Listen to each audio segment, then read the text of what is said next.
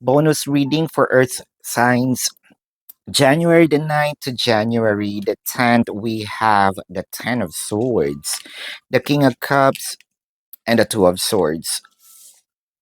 It felt like parang kung meron misunderstanding, parang someone here magsasabi ng ultimatum or meron ng ultimatum, no, na if my person is not going to explain what happened, where they've been, I feel like medyo mas magiging malaking gulo ito.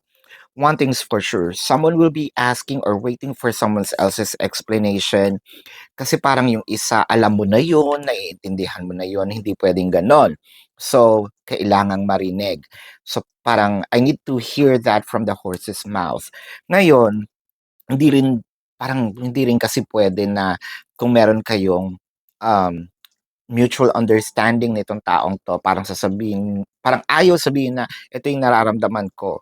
So, parang meron ditong maiinis, "Ayoko na nga lang sa'yo." Um hindi ko alam kung saan ako lulugar 'no, hindi ko alam kung anong posisyon ko sa buhay mo.